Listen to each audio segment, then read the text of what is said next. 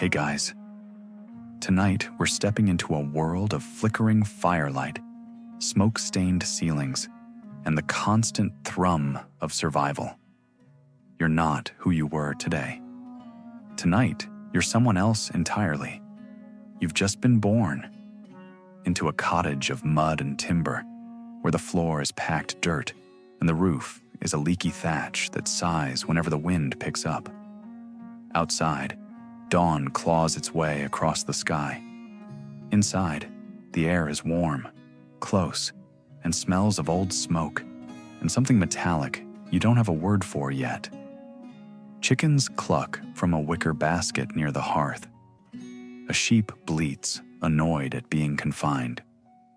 Somewhere beneath a scratchy wool blanket, you hiccup out your very first cry, a sound that sounds more startled than alive. Your mother, bone-tired and damp with sweat, doesn't beam. She doesn't weep. She just breathes your name into the space between you. Like she's testing whether the syllables will hold, she's already whispering prayers over your downy head. Not to celebrate exactly, but to beg. Beg that you'll live past your 5th winter, that you'll keep all your fingers, that no curse has followed you through the womb. The milk must come. The fever must stay away. Because here, luck isn't superstition, it's survival. And you probably won't survive this. So, before you get comfortable, take a moment to like the video and subscribe, but only if you genuinely enjoy what I do here. I'd love to know where you're watching from. Drop your location and local time in the comments. Now, dim the lights, maybe turn on a fan for that soft background hum, and let's ease into tonight's journey together. Your father doesn't look at you like a miracle. He glances, mutters something under his breath about wanting a boy, and leaves to tend the ox.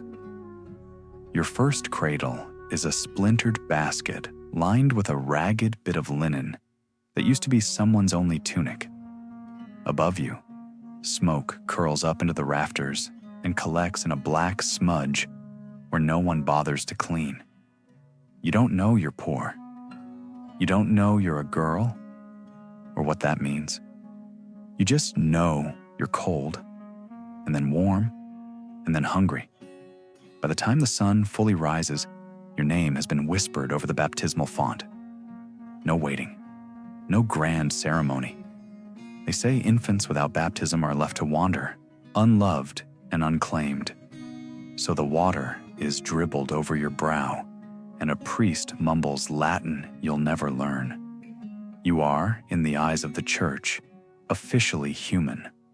Your home is a single room that holds everything your family owns. A straw mattress, a bench, a dented pot your grandmother called an heirloom, and a bucket that no one discusses politely. Soot clings to every surface. When you cry, the sound bounces off the walls and settles in your mother's bones. Historians still argue whether medieval children ever felt joy in these cramped spaces, or whether deprivation ground it out of them before they could name it. But if you could speak, you'd say it's both. Because the fire is always smoky, but always warm. Because your sister's laughter, muffled through the straw, sometimes makes you forget that the porridge is more water than grain. The days begin to bleed into one another.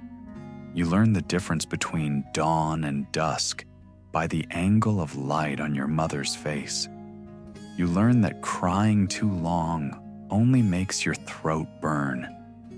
When your father comes home, you learn the precise moment his boots cross the threshold. Your body stills, instinctively bracing. He's not cruel, not exactly, just tired in a way that hollows a man out from the inside.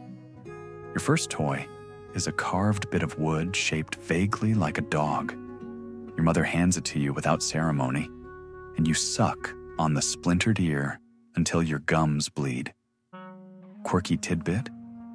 In some villages, parents believed carving a toy from the same wood as the cradle would ward off evil spirits. No one knows if it worked, but you cling to that toy anyway, as if it can hold back everything dark and formless at the edge of the firelight. When you're old enough to crawl, you find the cold spots in the floor, the ones where damp rises even in summer. You track the chickens across the room, your hands slapping the earth with soft urgency. Sometimes you stop and just press your cheek to the dirt because it feels cool and honest in a way nothing else does. By your third birthday, if anyone's really counting, you've learned to stay silent when your father's voice turns low and dangerous. You've learned that bread crusts are treasures, that the bottom of the porridge pot tastes like hope, and that your mother hums the same 3-note tune when she's afraid.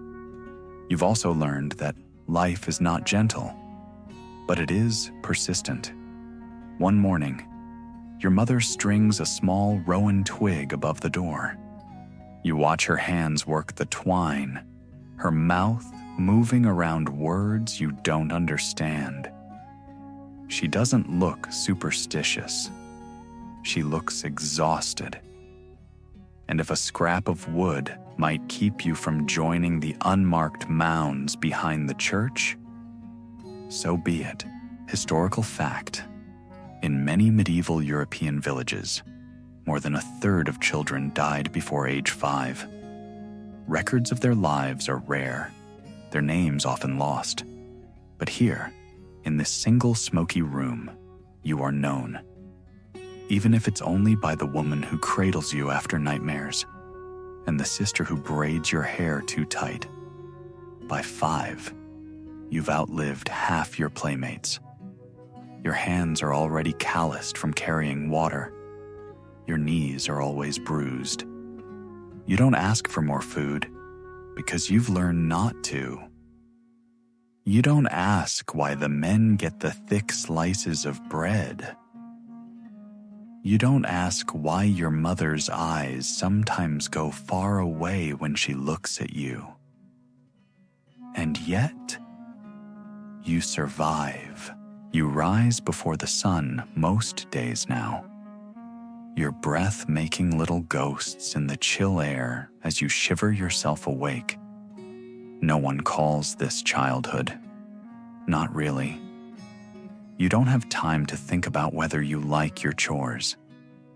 You simply do them because you've seen what happens to children who don't. You start your mornings by poking at the embers in the hearth until they yawn into flames again. The smoke stings your eyes, but you've learned not to rub them with dirty hands. Your first task is always small: fetching kindling, shooing the chickens off the table, checking the straw mattress for fleas.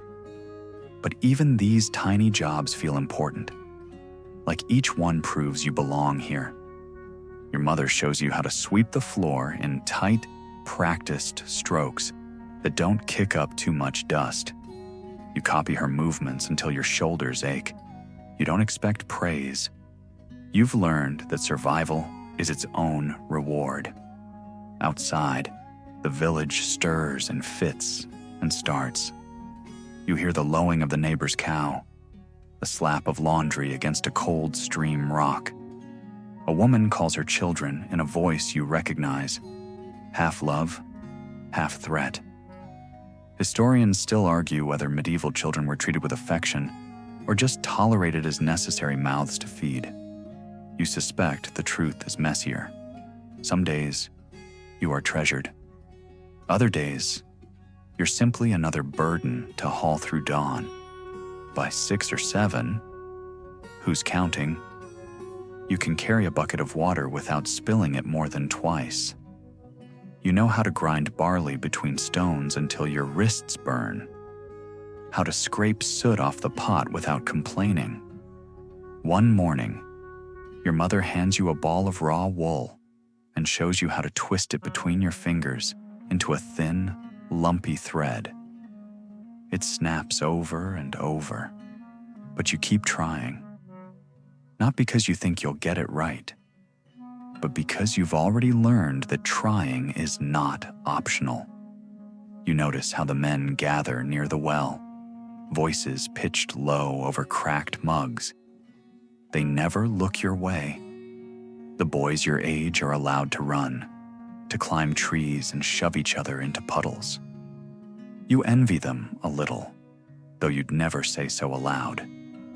The girls stay close to the hearth, eyes cast down, hands always busy. You watch the older ones, noting how they measure flour by sight, how they shape dough without wasting a crumb. Quirky tidbit.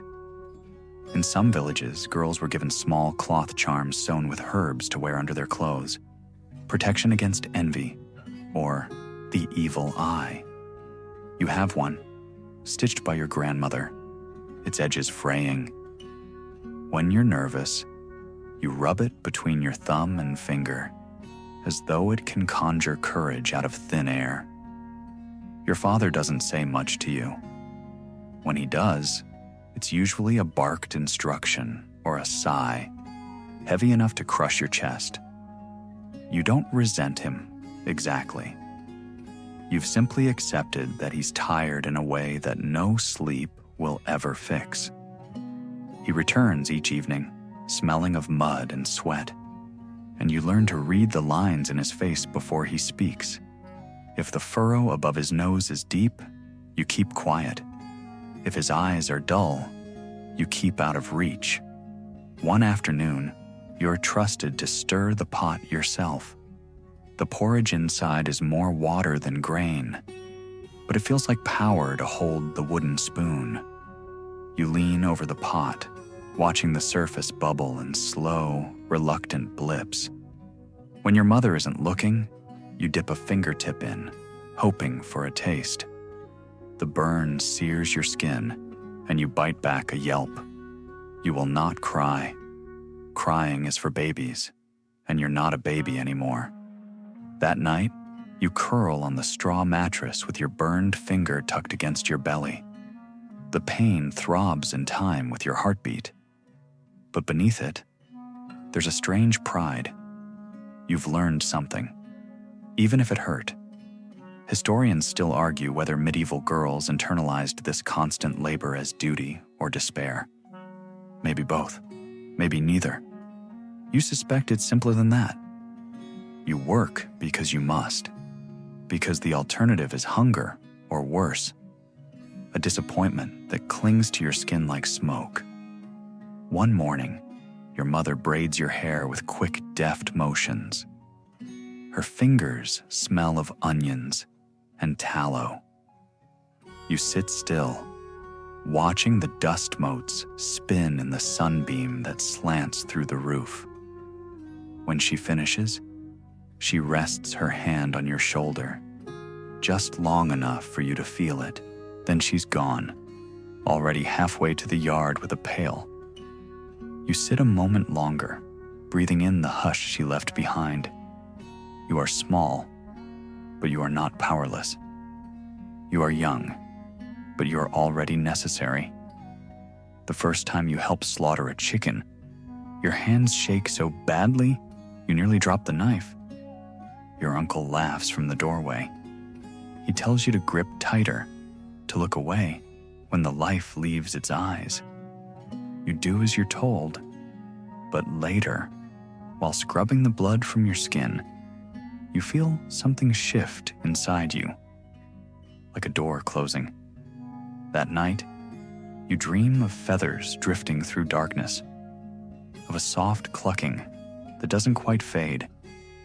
In the morning, you pretend you don't remember.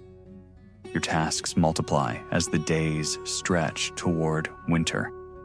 You learn to mend socks, to patch holes in the thatch roof, to count eggs without losing track. Each job becomes a piece of who you are, stitched together with every small surrender.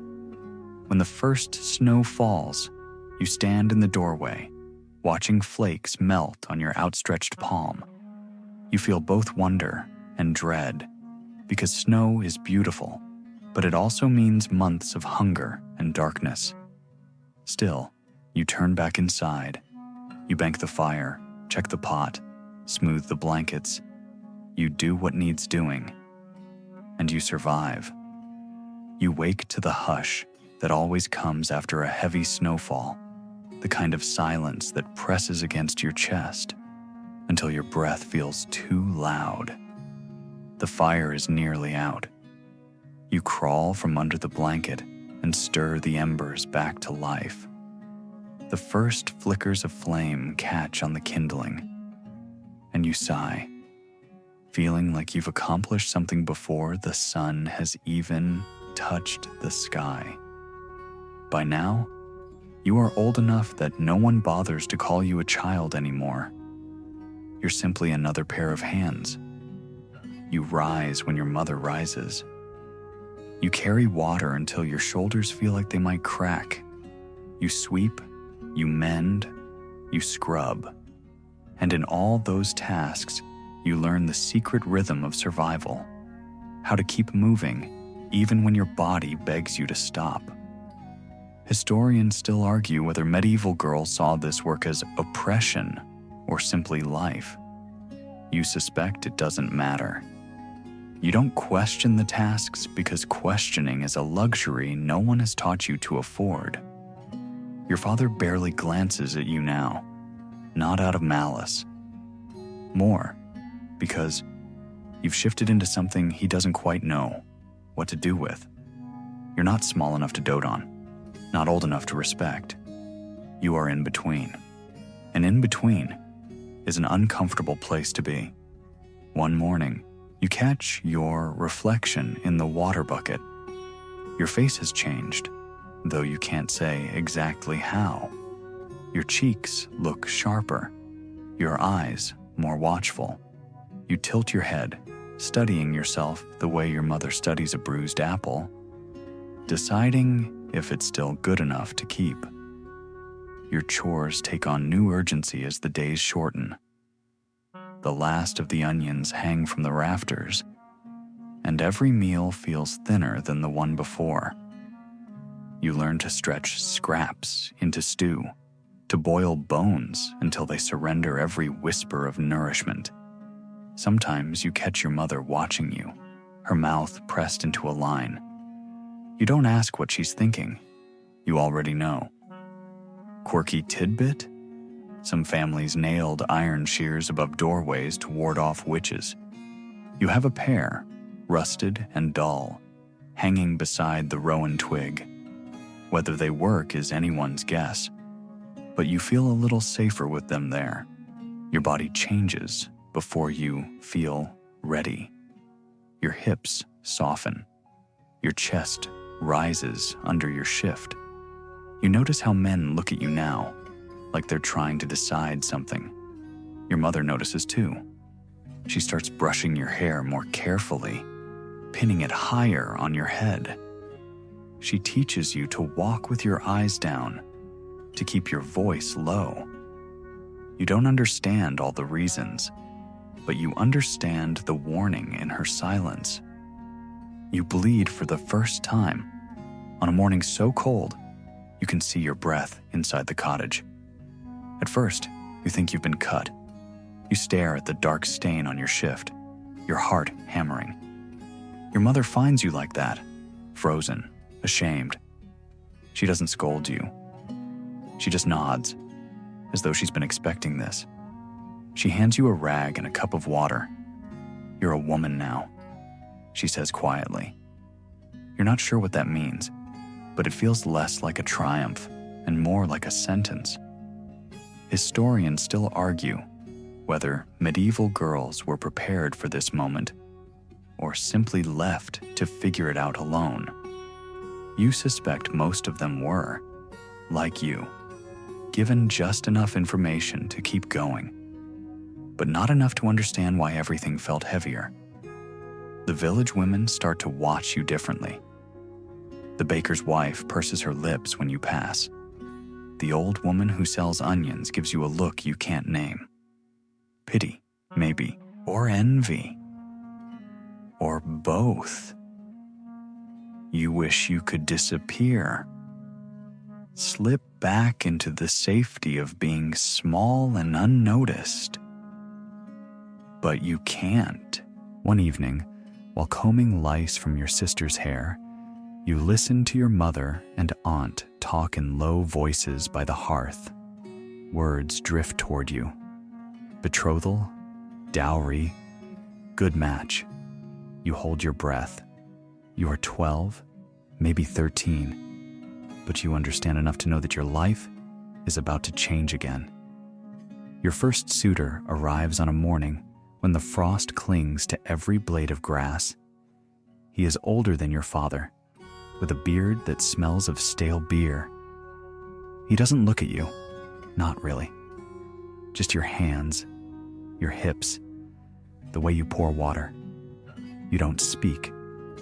You don't dare. After he leaves, you sit outside on the chopping block and watch the sun climb over the thatch roofs.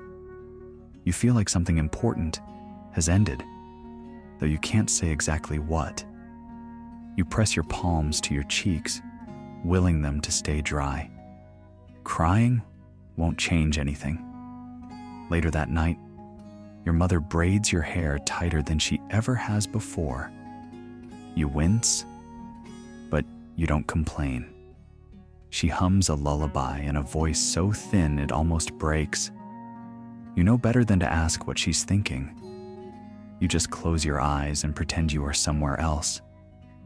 Somewhere warm and safe, where no one is weighing your worth like a sack of grain.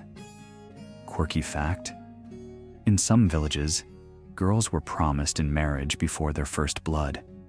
Fathers believed it secured a better price. Your mother waited, but you can't decide if that feels better or worse. When you lie down to sleep, your body feels foreign. Your thoughts feel too big for your skull. You listen to your sister's breathing and wonder if she will grow up faster than she wants to. In the darkness, you promise yourself that whatever comes next, you will endure. You don't have to like it, but you will survive it. Because in this world, that's all anyone expects of you. You wake to the scrape of your mother's spoon against the bottom of the porridge pot, the hollow, tired rhythm of a meal stretched too far.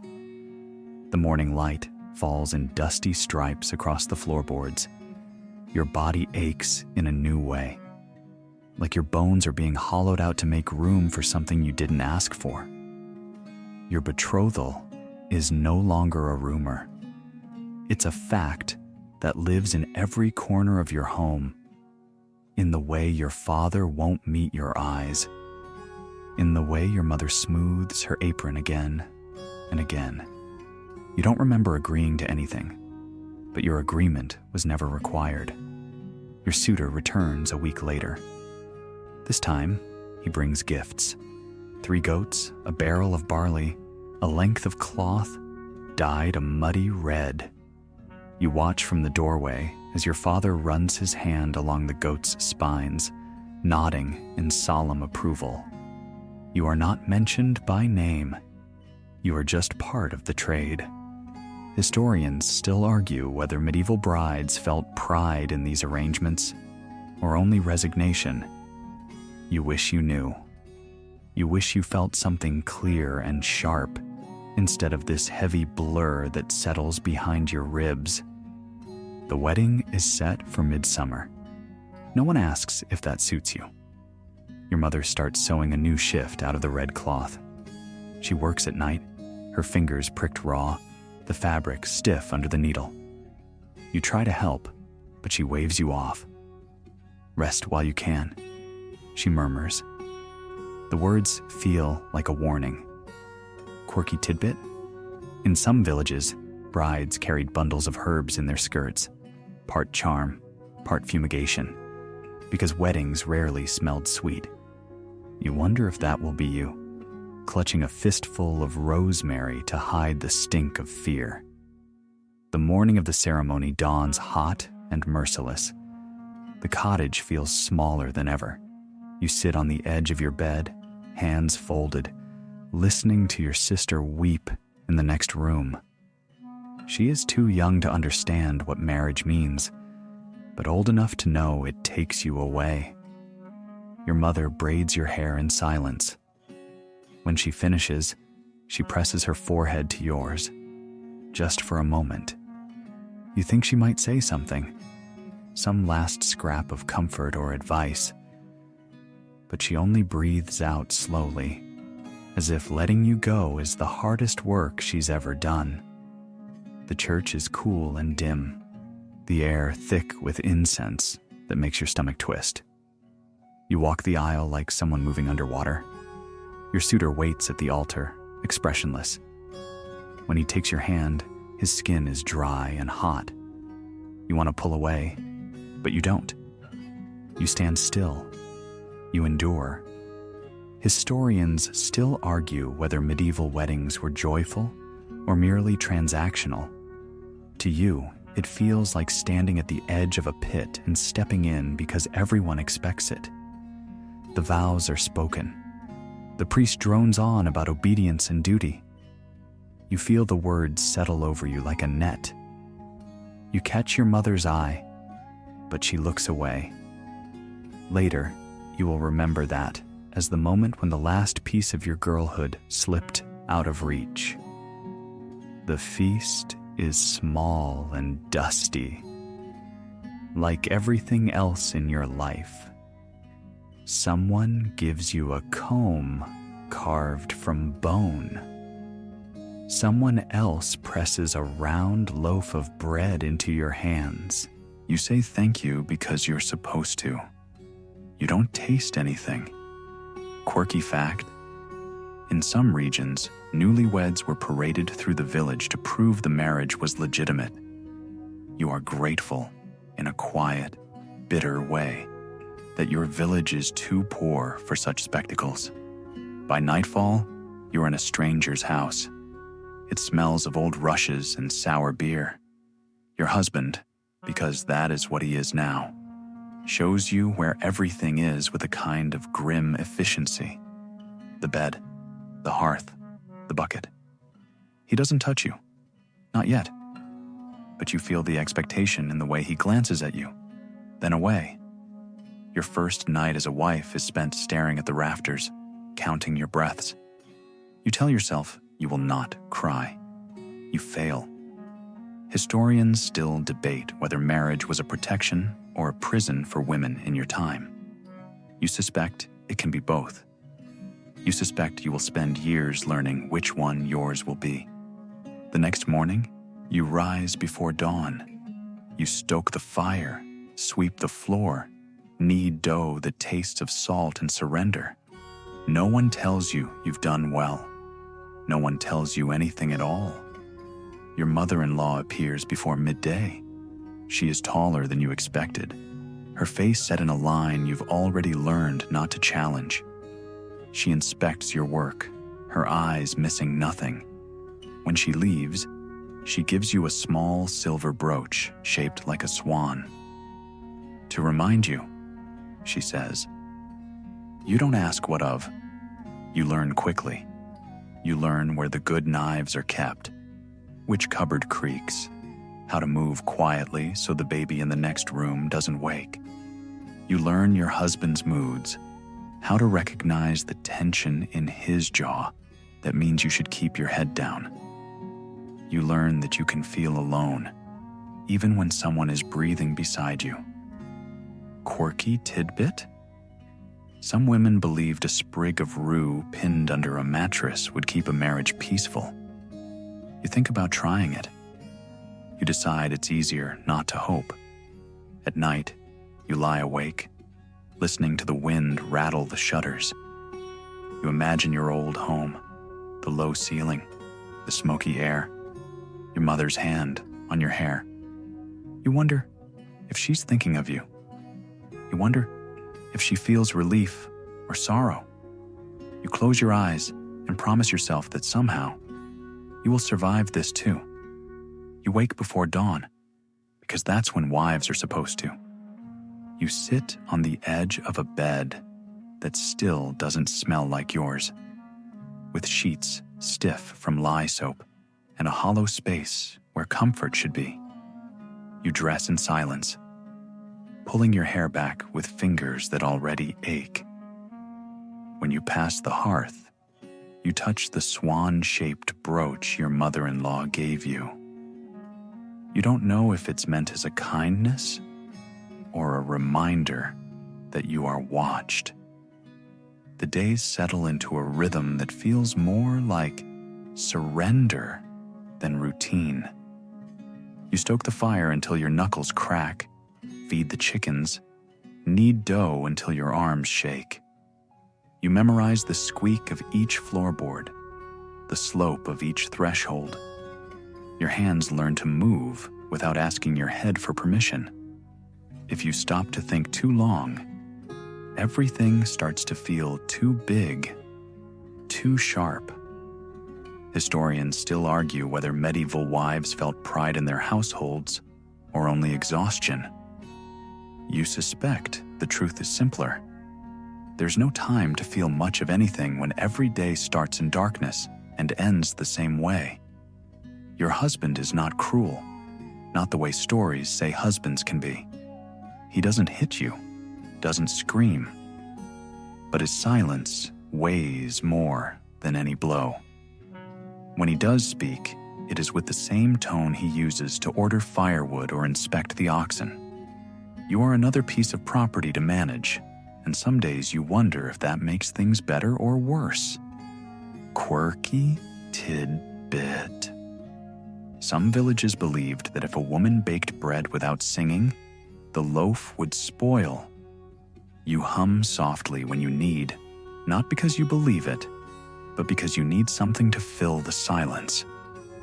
You bleed again, but this time, it doesn't stop. The first time it happens, you are scrubbing the floor. You stand too quickly, and the world narrows to a bright point. When your mother-in-law finds you, she frowns, as though you've spilled something on her best apron. You're sent to bed without supper, told to rest until you can be useful again. You lie on the straw mattress, watching the shadows crawl across the wall, and you think about the girl you were before all this, the one who caught frogs in the creek and dreamed of something more. You try to remember what she looked like, but all you see is a face blurred by smoke and memory.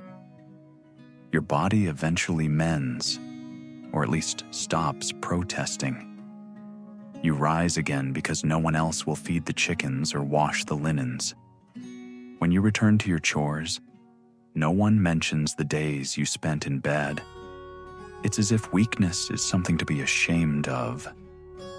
Something better, left unacknowledged. Historians still debate whether women had any say in how their days unfolded, whether marriage gave them a measure of security or just a new set of walls. You've stopped wondering. The walls are real either way. One evening, you catch your reflection in a bucket of water. You look older than you remember.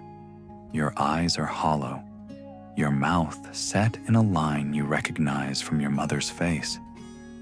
You touch your cheek, half expecting it to feel different. It doesn't. Your husband begins to expect more of you. Not just the housework, but the duty no one speaks of directly.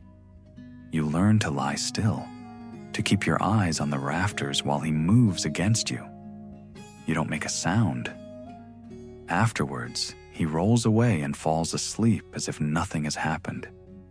You lie awake, counting the heartbeats that refuse to slow.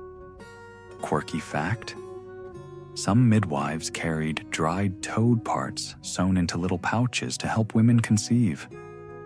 Your mother-in-law gives you one, pressing it into your palm with a look that says, she'll be watching to see if it works. The weeks pass in a fog of repetition. You measure time by the way your skirts start to feel tighter around your waist. When you can no longer pretend, you tell your husband you're with child. He doesn't smile. He only nods, as if you finally fulfilled some unspoken obligation. Your mother-in-law fusses over you in her own pinched way. She scolds you for standing too long, for lifting anything heavier than a loaf of bread. But her eyes are brighter now. You suspect she's already imagining a grandson to carry the family name. Historians still argue whether medieval women felt joy when they learned they were pregnant, or only fear. You suspect it's both. Tangled so tightly, you can't separate them. The first months are a blur of nausea and bone-deep exhaustion. You try to keep up with your chores, but your body rebels. Your husband's patience grows thin. He doesn't say much, but the way he slams the door when he leaves in the morning is louder than any words. You dream often of your mother's hands, of the creek behind your childhood home, of a girl who was not yet a wife or a vessel or a ghost.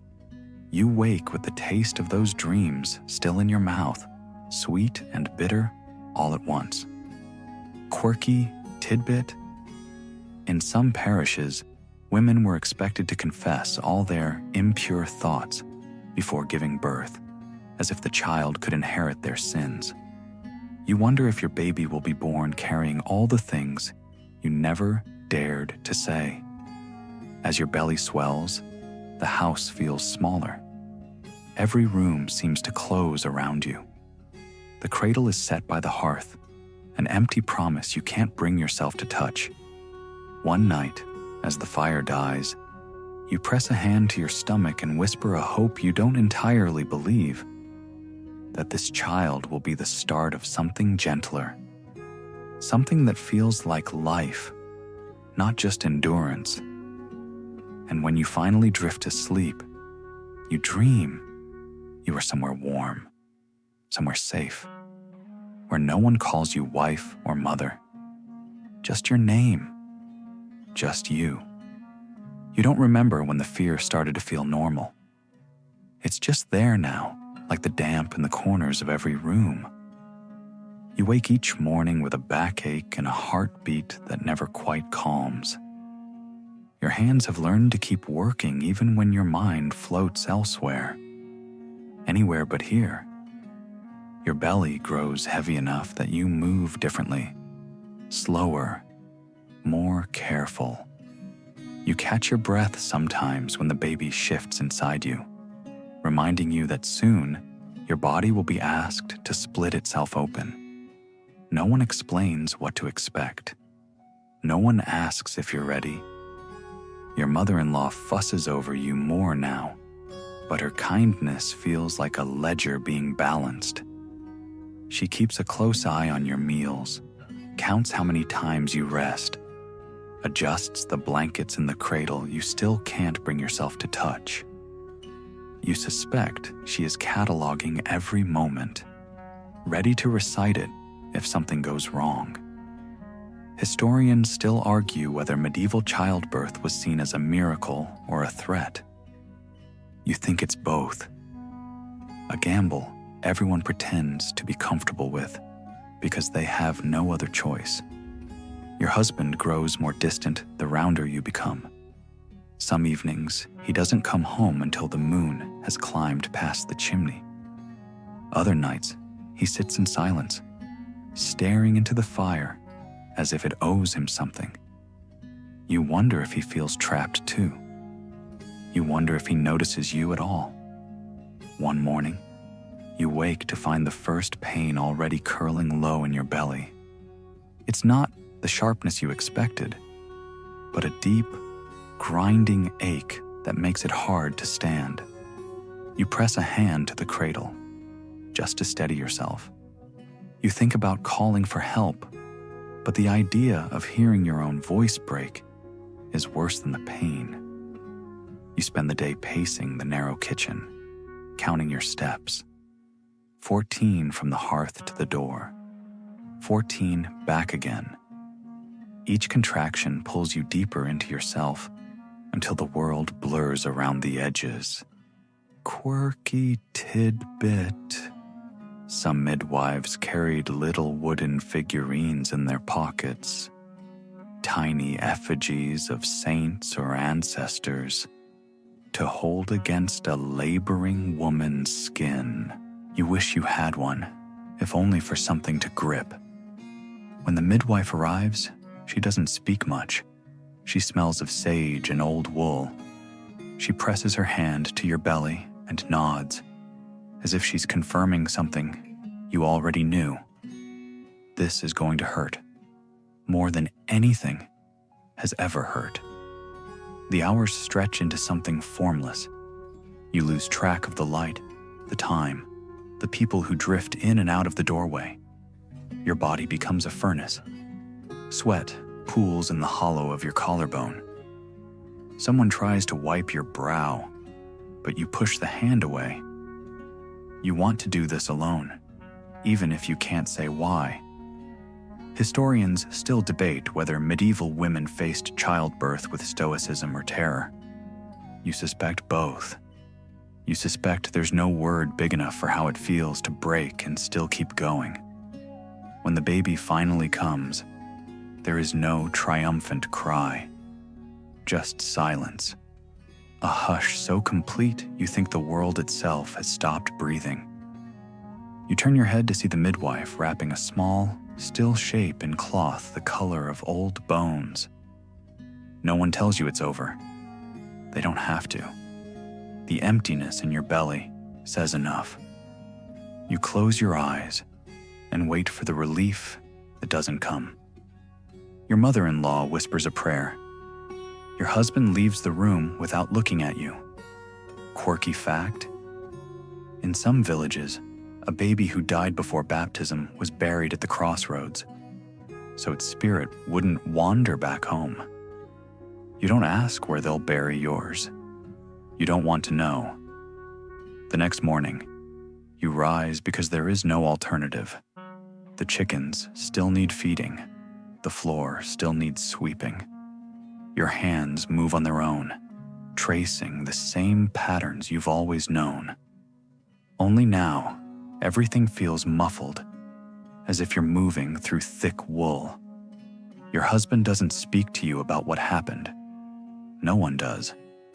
You are simply expected to heal, to try again, to resume the performance of a life. Historians still argue whether medieval motherhood was defined more by joy or by grief. You think grief leaves the deeper mark, even when you don't talk about it. Weeks pass. You learn to sleep again, though your dreams are filled with small, silent shapes. Sometimes you wake with your arms reaching for something that isn't there. One afternoon, while kneading dough, you feel it. The first flutter of hope you didn't expect to return. Not hope for more children or a softer marriage. Just the small, stubborn hope that you can still feel anything at all. You bury it deep. You can't afford to nurture it yet.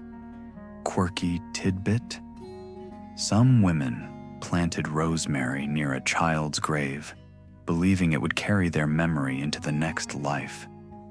You wonder if the small sprig your mother-in-law tucked into the cradle will ever grow. You wash the sheets, scrub the floor, press your palm flat against the cool stone of the hearth. You promise yourself you will survive this too. And when you close your eyes that night, you remember the girl you were before all of it. The one who once thought survival was the same as living. Maybe someday you'll believe otherwise. The seasons change whether you notice them or not. Spring pushes frost from the fields, sends green shoots clawing up through the dirt. You watch it happen from the kitchen doorway, hands still red from scrubbing. The wind smells cleaner now, but inside you, nothing has thawed. Your body heals in its own slow, stubborn way. The bleeding stops. The soreness fades. But the emptiness remains, a quiet echo that follows you from room to room. You tell no one. In this place, grief is a private burden, not something you spill across the floor. Your husband grows impatient, as if your sadness is an inconvenience. He starts to expect you in his bed again. You comply because resisting would only make the nights longer. You stare at the beams overhead, counting knots in the wood, willing yourself not to feel anything. Historians still argue whether medieval wives felt any pleasure or only duty. You suspect it's like everything else, something you endure because you must. The next time your belly swells, you keep it secret as long as you can. You move slower, cautious in a way that draws your mother-in-law's attention. She says nothing, but her eyes linger. When she finally asks, you nod without meeting her gaze. She exhales like she's been holding her breath for months. Quirky tidbit? Some households believed tying a red ribbon around a pregnant woman's waist would ward off miscarriages. You find a scrap of ribbon in a drawer and tie it there yourself, hidden beneath your shift. Not because you believe in magic, but because you have nothing else to believe in. This time, you don't hope aloud. You don't touch the cradle. You don't let yourself think of names. Each night, you press your hand over your womb and whisper nothing at all. Your body does what it must. The child comes in the dead of winter, when the wind slides under the door like a knife. The labor is long, but not as cruel. When the midwife lifts the baby, there is a sound, a thin, angry wail that feels like the first crack in the ice around your heart. It's a boy. Your husband's relief is so obvious it almost makes you laugh. Almost. They clean you up, wrap the child, place him in your arms. His skin is warm against yours, and you let yourself exhale for the first time in months. You survived. He survived. For now, that's enough. Historians still debate whether medieval women found joy in motherhood, or only more reasons to be afraid. You think it's both. Tangled so tight you can't pull them apart. Your mother-in-law smiles, a rare, brief thing, and tells you to rest. But rest is something you've forgotten how to do. Even in sleep, you dream of work waiting for you. The days blur together. You learn the sounds your son makes, the hunger cries, the fretful whimpers, the contented sighs. Your body, still raw and weary, learns how to nourish him. You marvel at the fact that after everything, you can still give life.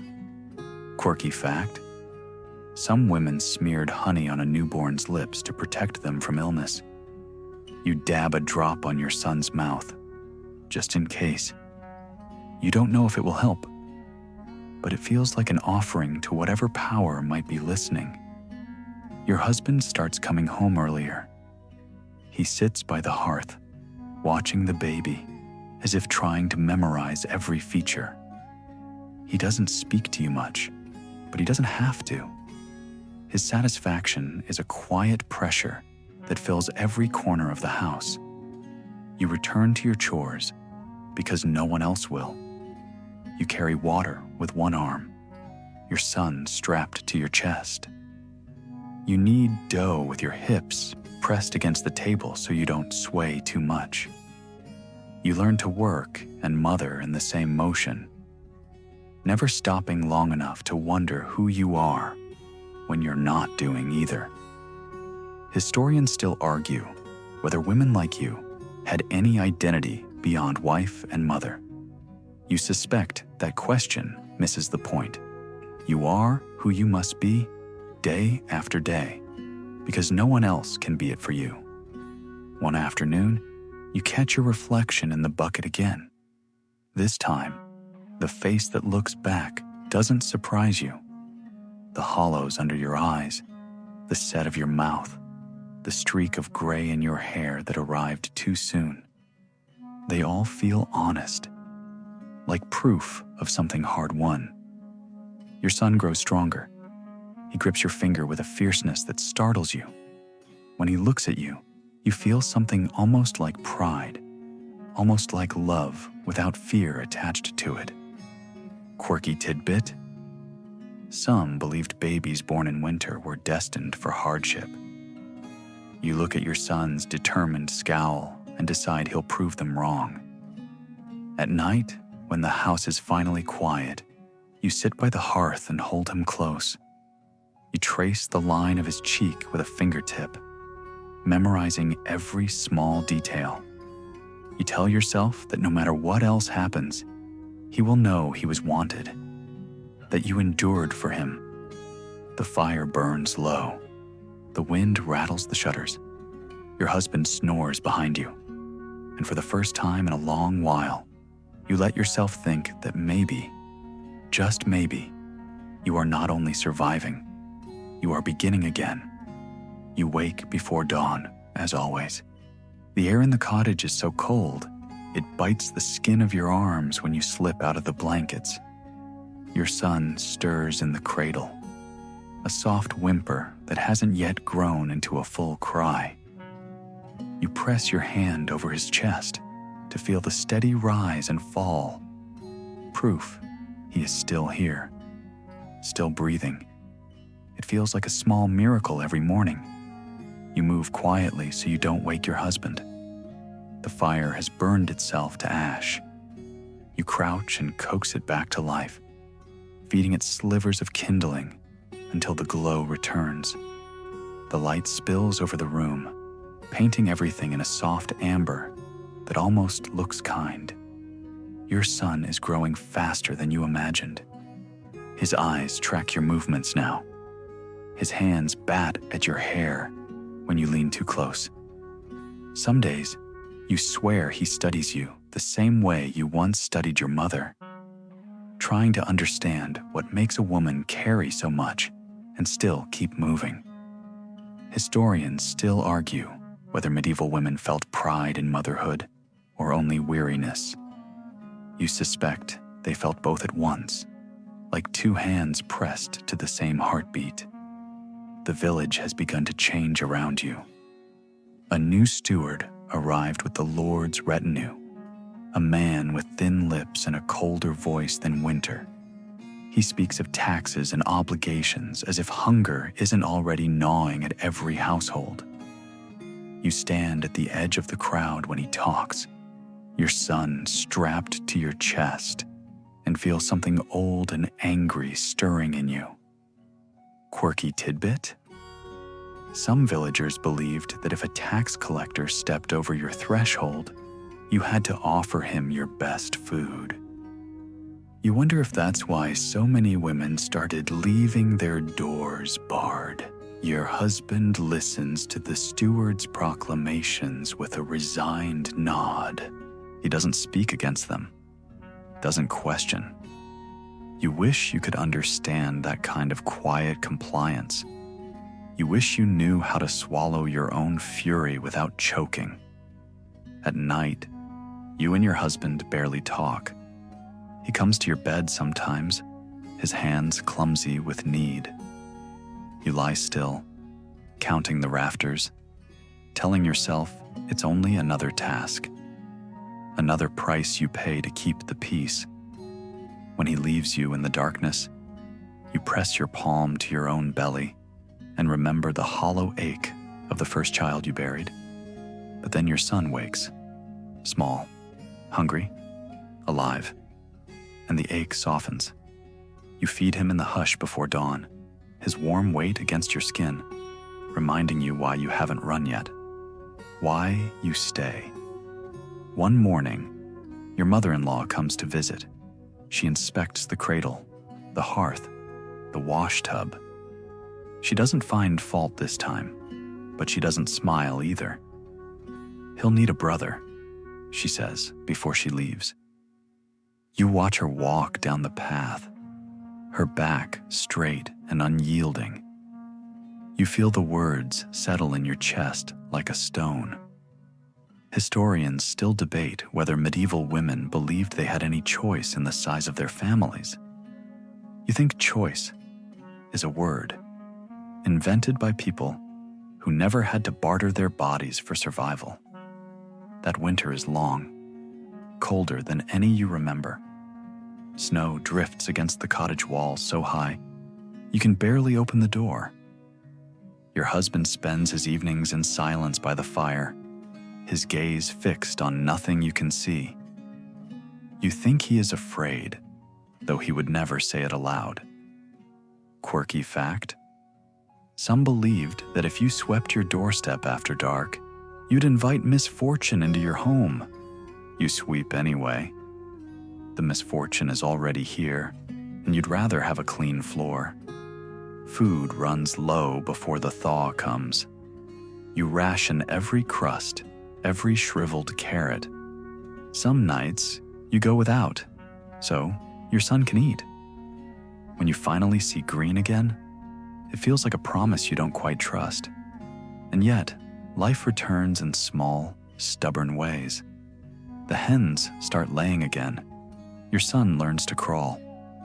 You catch yourself laughing once when he topples into a basket of rags. The sound startles you, as though it came from someone else. In the warmer months, women gather at the well again. You join them when you can, your son clinging to your skirts. The talk is always half whispers. Who's lost a child? Who's expecting? Who's been beaten? No one says these things outright, but everyone knows. The well is where truths surface, if only for a moment. One afternoon, a girl no older than 12 stands near the edge, her eyes wide and frightened. Her father is trying to marry her off to pay a debt. She doesn't speak, but you see it in the way she holds herself, like something cornered. You want to tell her it won't be so bad, but you can't lie to her. You can only meet her gaze and nod, as if to say, "I see you. I remember." Historians still argue whether these quiet alliances between women were forms of rebellion or simply survival. You think they were both. Your son's first steps come one morning as the sun spills across the threshold.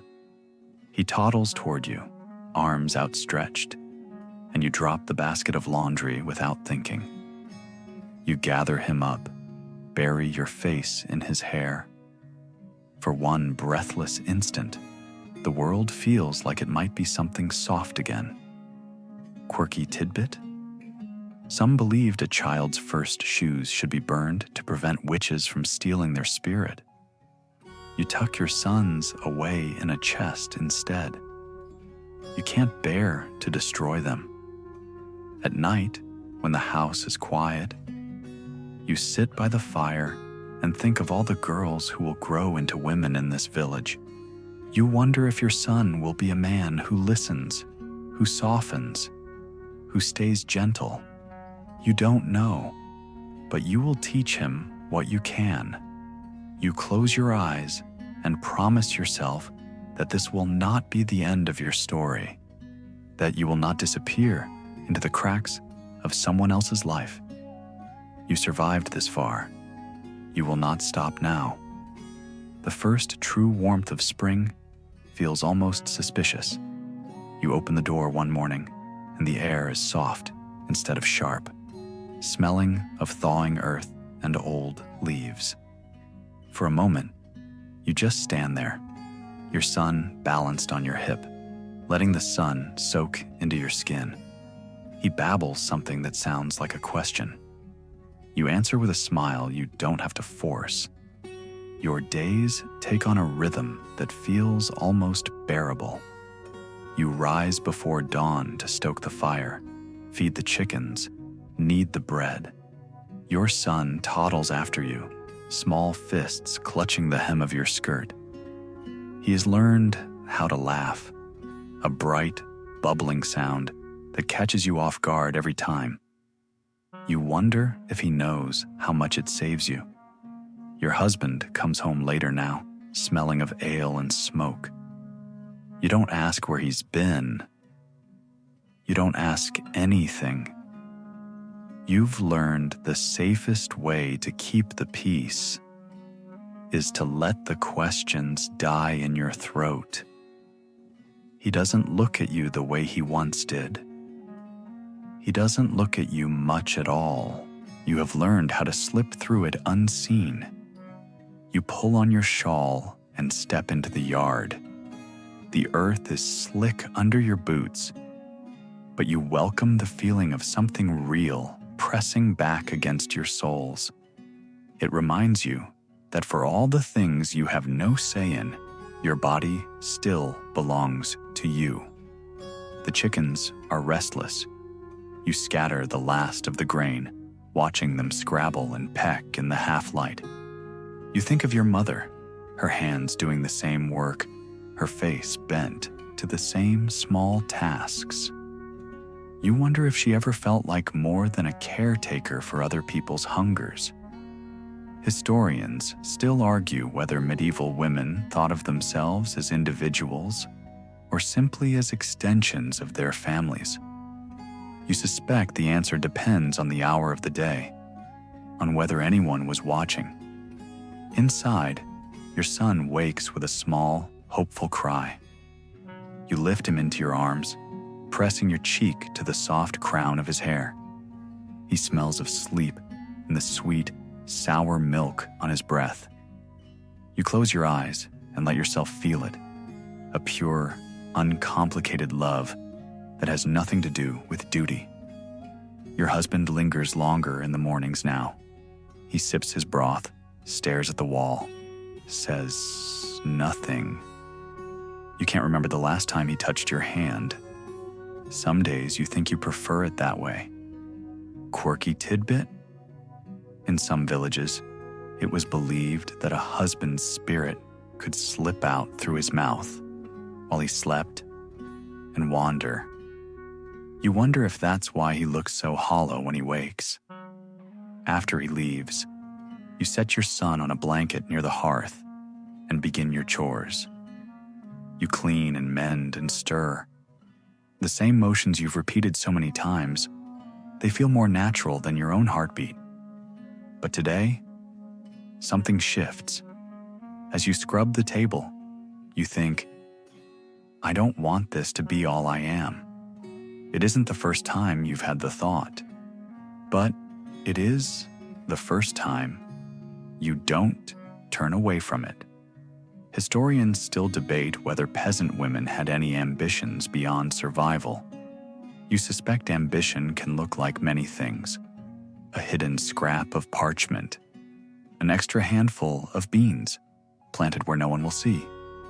At midday, a neighbor comes with a bundle of herbs to trade.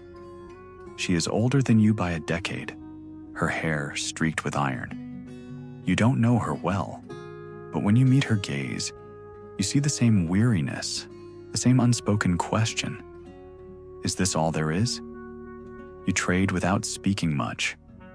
Dried mint for a wedge of hard cheese, a scrap of linen for a bundle of nettle stems.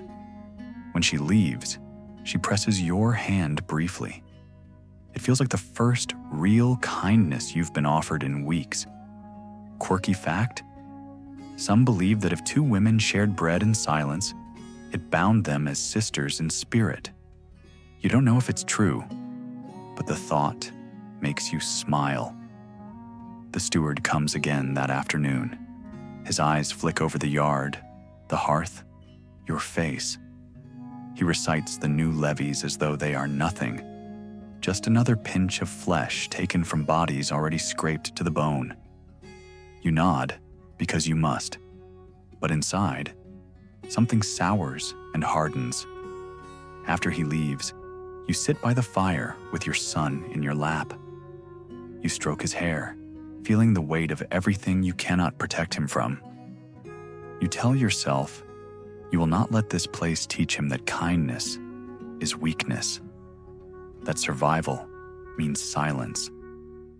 When he falls asleep, you stand and look around the cottage. Every beam, every worn floorboard, every corner you've swept 1,000 times. You think of how many women came before you and how many will come after, all of them bending their backs under the same invisible yoke. You touch the cradle with one hand, feeling the groove your palm has worn in the wood. You whisper to yourself, not a prayer exactly, but a promise. I will not vanish here, even if no one else ever knows my name. Historians still argue whether medieval women found strength in their faith or only in themselves. You think both can be true.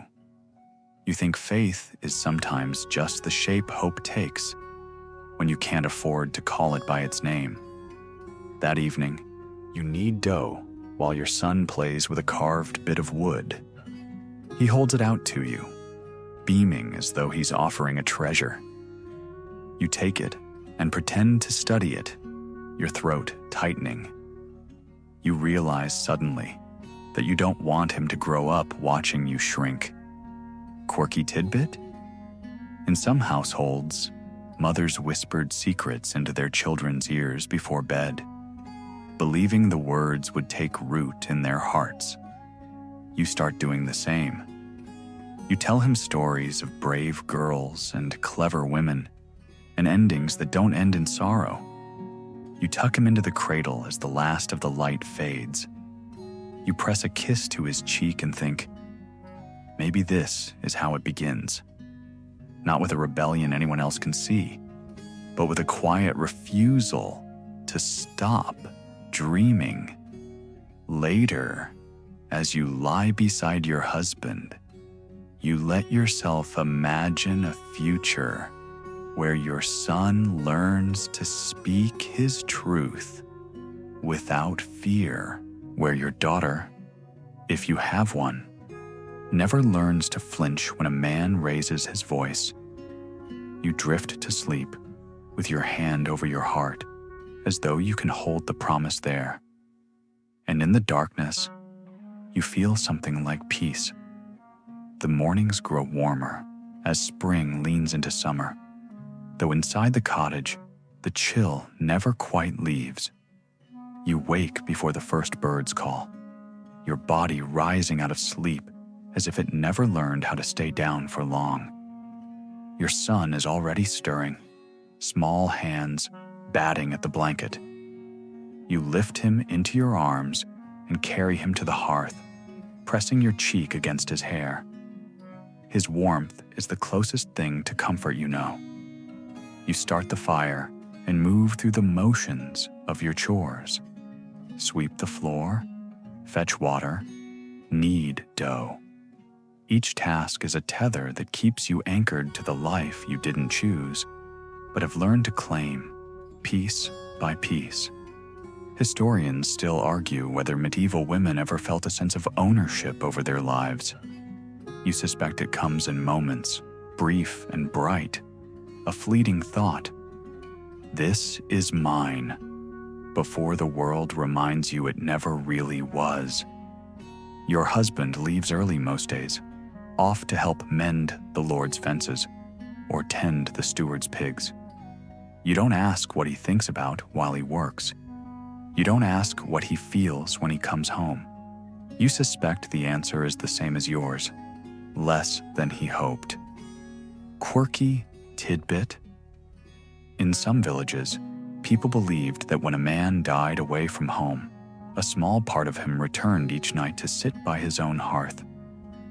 You wonder how many wives spent evenings feeling haunted without knowing why. The steward comes again, this time with a letter sealed in red wax. Your hands tremble as you take it. You can't read well, but you know enough to catch the shape of the words. More taxes, more demands. You wait until he leaves before you let yourself exhale. When you look up, your son is watching you, wide-eyed. You force a smile and ruffle his hair, though your heart feels heavy as wet wool. Later, when he naps, you hide the letter under the hearthstone, as if burying it there will make it less true. That afternoon, the baker's wife comes by. She is carrying her youngest on her hip, her shoulders rounded with the same tiredness you feel in your own bones. You trade a bundle of nettle and 2 eggs for a small loaf of bread.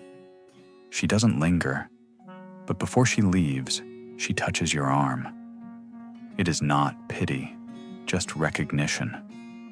You think of all the women who have lived this same story, the same kitchens, the same bruised hopes, the same fierce love for children who will grow up never knowing the cost of being born. Historians still debate whether the bonds between women in medieval villages were strong enough to make a difference. You think they were the only thing that ever did. At dusk, your husband returns, slower than usual. He looks at you as if he wants to say something but can't shape the words. You ladle broth into a bowl and set it before him. He eats without meeting your eyes. You wonder if he resents you for the life he feels chained to. You wonder if you resent him back. Quirky fact: some households believed if you looked into a well at sunset, you'd see the face of your true love. You think of all the girls who must have peered into the water and hoped for someone kinder than what they were given. After supper, you carry your son outside, settling on the rough bench beside the door. The sky is deep blue, streaked with the last color of day. He babbles and points to the stars as they appear, one by one. You name them for him, though you don't know their proper names, just the ones your mother used. The hunter, the maiden, the lost child. He giggles when you call the biggest star his. You close your eyes for a moment, letting the night breeze cool your face. It smells of damp grass and distant smoke. It smells like the end of something, though you can't say what. Inside, your husband shifts restlessly. You can hear the scrape of his chair on the floor, the low sigh he thinks you can't hear. You wonder if he feels the same invisible weight pressing down, year after year. You wonder if that's the only thing you share anymore. When you go back in, you find your son asleep in your arms, his head resting in the hollow of your collarbone. You tuck him into the cradle and sit beside it, your hand on the worn edge of the wood. You stay there long after the room has gone dark. Historians still argue whether medieval women ever dreamed of running away. You think the better question is whether they ever stopped dreaming, even when they stayed. Quirky tidbit: some believed a woman who slept with a sprig of mugwort under her pillow would dream true visions of the future. You press a sprig into the space beneath your mattress, just in case. That night, you dream of a road stretching into a dawn you've never seen. You are walking it alone, your son in your arms. No weight on your shoulders, but his small, steady heartbeat. You wake with tears on your cheeks and no shame for them. Before you rise, you whisper a promise into the darkness. I will not forget who I am. You step into the day feeling something you haven't in years, a sense that the story isn't over, that maybe, quietly, it has just begun. The dawn creeps in soft and gray, settling on your skin like a question you're too tired to answer. You wake before your husband and son, as you always do. Your body moves on its own. stepping into the cold without protest. You know every board that will groan, every stone that will turn beneath your heel. It's a strange comfort to belong so fully to a place that will never belong to you. You light the fire and warm the milk, listening to the cottage breathe.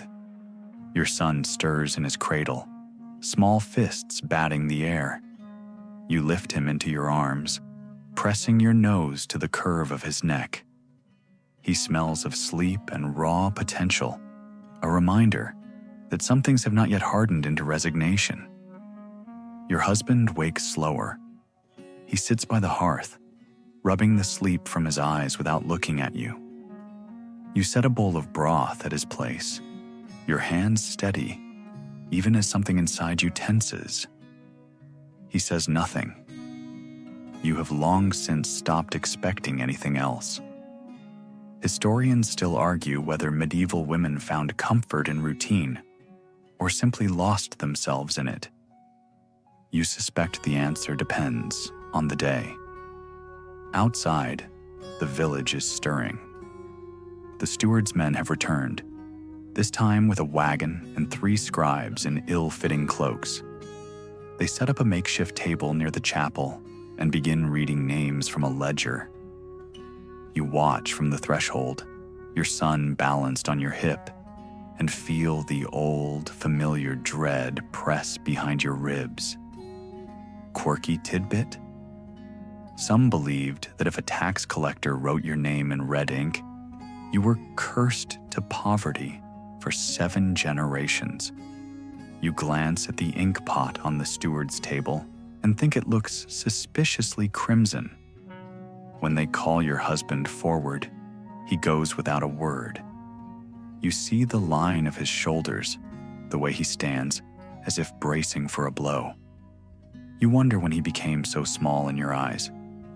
You wonder when you did. You wait until he returns, his face gray. He nods once and passes you the slip of parchment. Twice the levy from last season? You read the sum and feel your mouth go dry. You think about the stores you've hidden behind the chicken coop, the little stash of coins wrapped in cloth under the hearthstone. You think about how little it matters. Your son tugs at your sleeve, sensing the tension even if he can't name it. You smooth his hair back and press a kiss to his crown. You tell yourself he will never see the inside of this ledger, that you will find a way to spare him this weight. Historians still debate whether women believed in luck or simply needed to. You decide belief is as necessary as bread when the world wants you hungry. After the scribes leave, the women gather near the well. You join them, your heart thudding in your throat. No one says what they're thinking, that none of you can pay, that something will break before the season turns. The baker's wife is the first to speak, her voice raw. "We can't keep doing this," she says. And in that moment, you love her for saying it out loud. The others murmur agreement. You stand there, your son on your hip, and realize you are not alone in your anger. Quirky fact? Some believed a well could steal your secrets if you looked into it too long. You stare into the water anyway, daring it to take this truth. I am done being silent. That evening, you knead bread with a ferocity that leaves your hand shaking. Your husband watches, but doesn't speak. Your son toddles around the room, giggling as though the air isn't thick with unspoken words. You envy him that innocence. You envy him everything he has not yet learned to fear. Later, after the house has gone quiet, you slip outside. You walk past the coop, past the little garden plot, to the place behind the old fence where the nettles grow wild. You kneel in the dirt and bury the parchment with the tax notice under a flat stone. You tell yourself, it isn't surrender, It's a line you will not cross until someone makes you. Historians still argue whether women's defiance ever changed anything. You think it does, even if no one writes it down. When you return, your husband is asleep. You watch him for a moment, wondering what he dreams about, if he dreams at all. You think of the first night you shared this bed, the way your heart had raced with dread. You think of the way your son curls into your side now, and how that same space has become something almost tender. Quirky tidbit? In some places, wives whispered curses into their husbands' ears while they slept, believing the words would slip into their dreams and soften them. You lean close, but you don't speak. You have no curses left to give. Instead, you slip into bed and pull your son close, your hand resting over his small, steady heart. You close your eyes and imagine the dawn, how it will come whether you are ready or not, how it will rise on the same debts, the same hunger, the same small moments of stolen grace. You promise yourself that tomorrow you will find a way to be more than this, that you will not let the ledger be the only record of your life. You drift to sleep with that promise held tight in your chest, a secret too fierce to name. The morning comes thick with fog, a damp weight that presses against your skin as you step into the yard. The chickens are restless, feathers ruffled as though they too can sense something unsettled. You scatter what little grain remains and watch them pick at it, your breath clouding in the cold. Inside, your husband sits hunched over the table, staring at the same slip of parchment you buried behind the fence. He must have found it while you slept. He doesn't look up when you enter. The silence stretches between you like a rope pulled too tight. Your son toddles across the floor, his small hands grasping for the edge of the table. He doesn't know yet that the world can take more than it ever gives back. You envy him that ignorance. You envy him the soft roundness of his cheeks, untouched by worry. Historians still argue whether medieval mothers believed they could protect their children from the weight of the world. You know the answer. They believed it because they had to. You knead the bread as the dawn brightens, feeling every crack in your knuckles. Your husband finally speaks, voice hoarse. They'll come for it. He doesn't say what it means: coin, grain, labor, maybe all of it. You keep your eyes on the dough and say nothing. Quirky tidbit. Some villages held pity feasts, where families too poor to pay levies were fed scraps in front of their neighbors, so no one could pretend they were blameless. You think you'd rather starve quietly than sit in that circle of shame. By noon, the fog lifts, revealing the steward's men walking the lanes with their ledger and a fresh roll of parchment. You stand behind your door, heart hammering. Your son hides behind your skirt, sensing your fear without understanding it. When the knock comes, you don't answer. You wait, holding your breath until the footsteps fade away. After they leave, you step outside to find a small mark scrawled in chalk above your door. A symbol you don't recognize, but you understand the meaning. You are seen. You are known. You will be remembered, though not kindly. You scrub at it with the heel of your palm until your skin stings, and the chalk is a faint smear. Your husband doesn't help. He just watches you with the same tired resignation you see in your own reflection. Historians still debate whether defiance in women was punished more harshly than in men. You suspect it was, not because it was rarer, but because it was more frightening. That evening, you gather what you can spare: 2 eggs, a scrap of salted pork, a bundle of nettles, and walk to the baker's house. Her husband has been sick for weeks, and you know the steward will be there soon enough.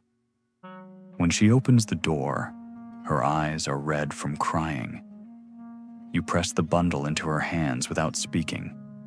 She pulls you into a hug, and for a moment, you are not alone in your hunger. Quirky fact: some women wore sprigs of rosemary pinned to their aprons to keep envy at bay.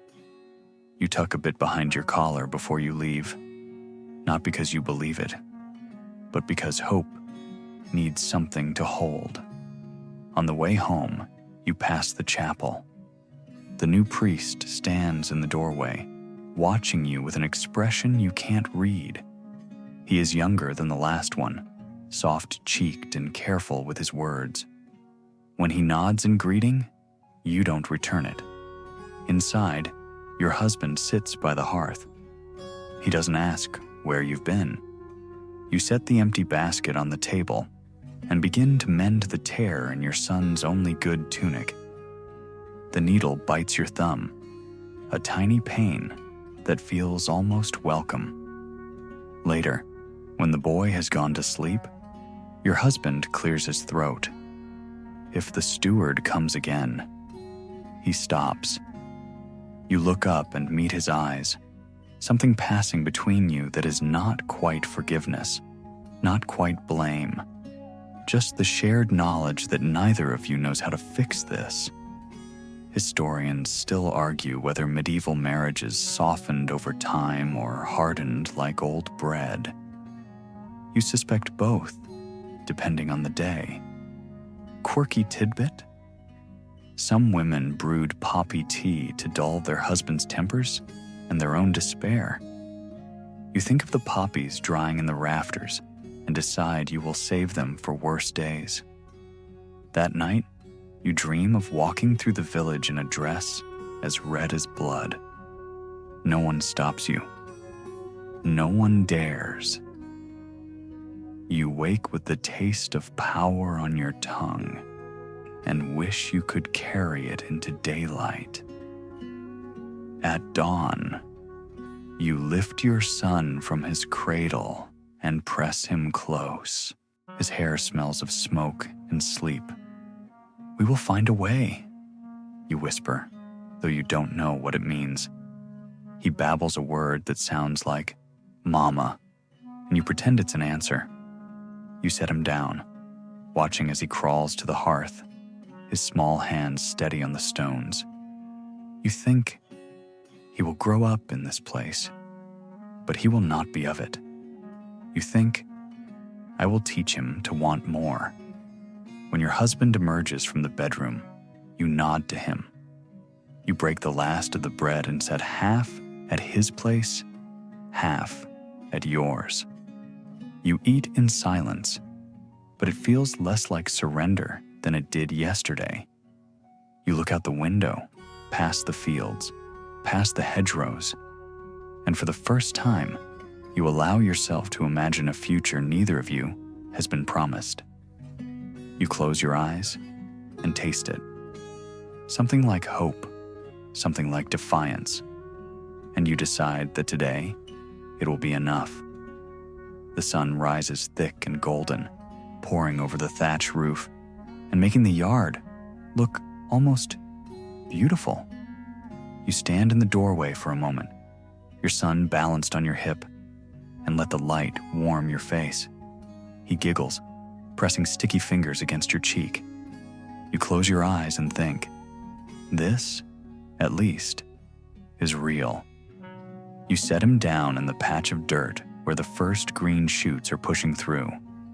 He pats the seedlings with the solemn concentration of a priest blessing the dead. You smile despite everything. Some days, he feels like the only good thing you've made. Inside, your husband is awake, sitting at the table with his elbows on his knees, staring at the floor. He hasn't said much since the steward's last visit. You suspect he's hoping the silence will protect him? You suspect he's wrong.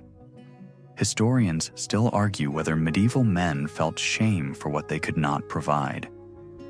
You suspect the shame was there, gnawing under every quiet meal and every slammed door. You knead the bread while he watches, the dough rising under your palms. You remember your mother's hands doing the same work. You remember how they cracked and bled in the winter.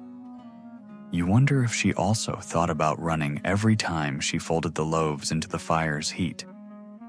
Quirky tidbit?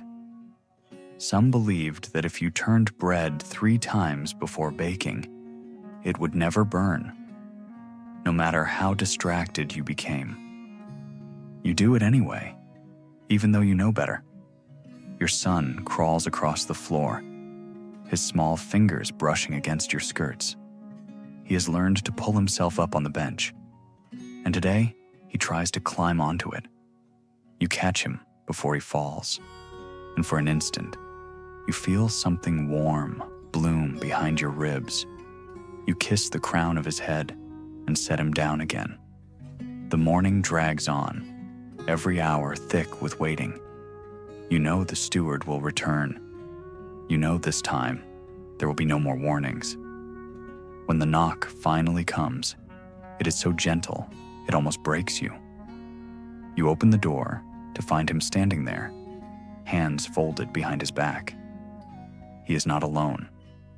2 men stand just behind him, their eyes sliding past you into the room, measuring how much can be taken.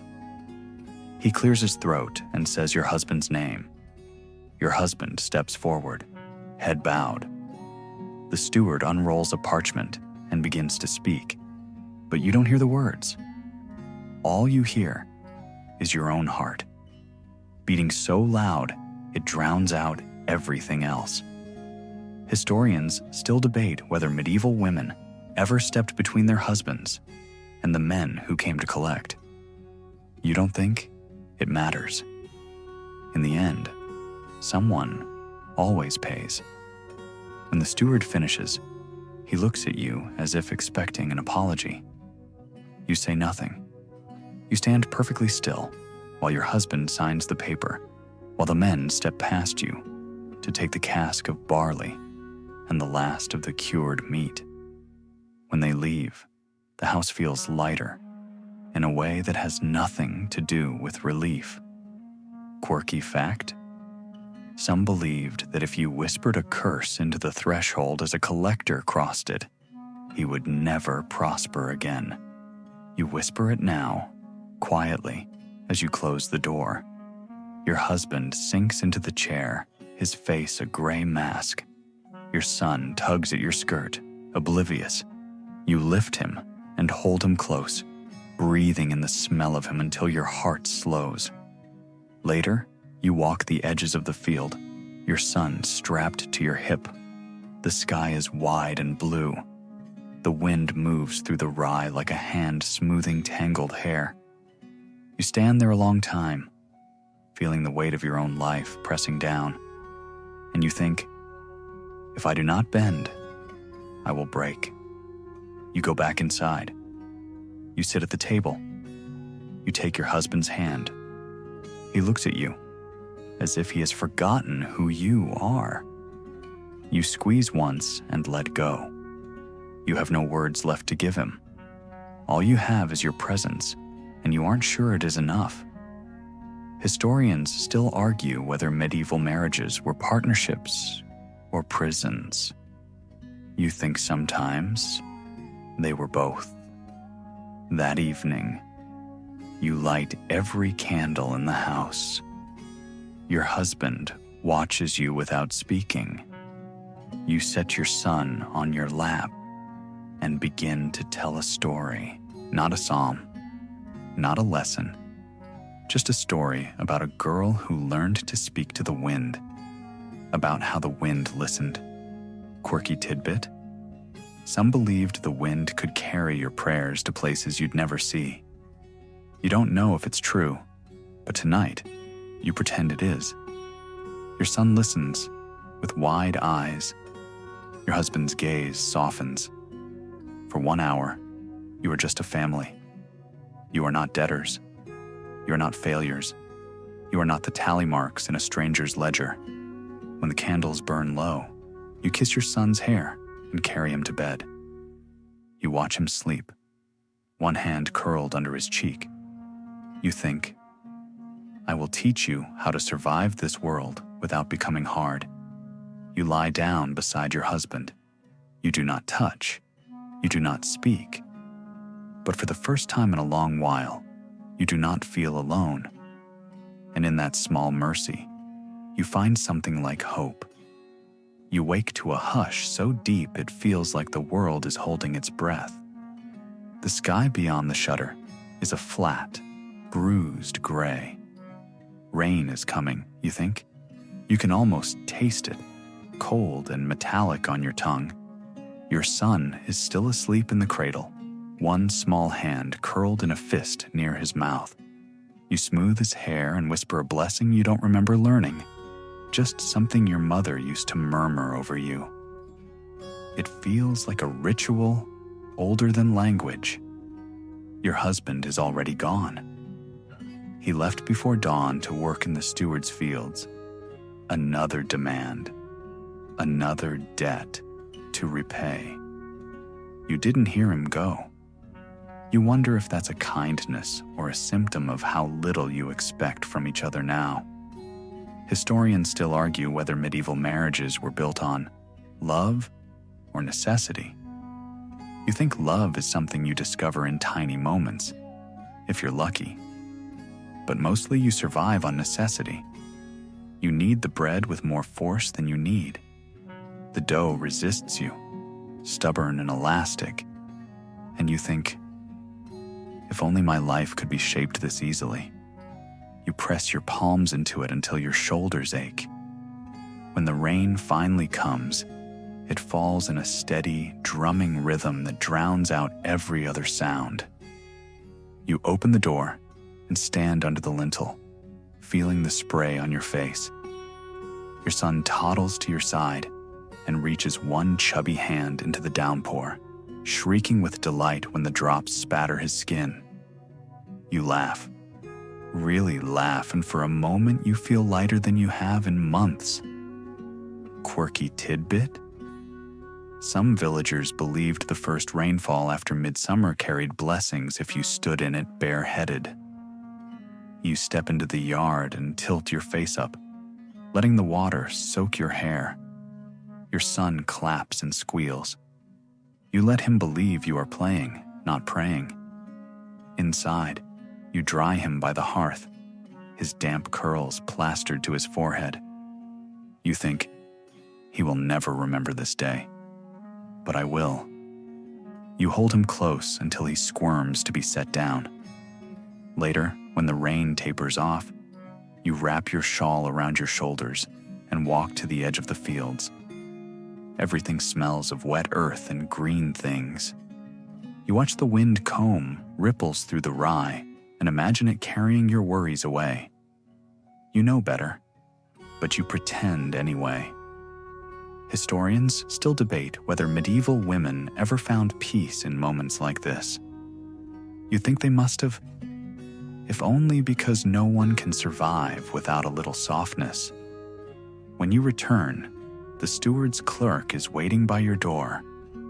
He is a small man with narrow shoulders and eyes that never quite meet yours.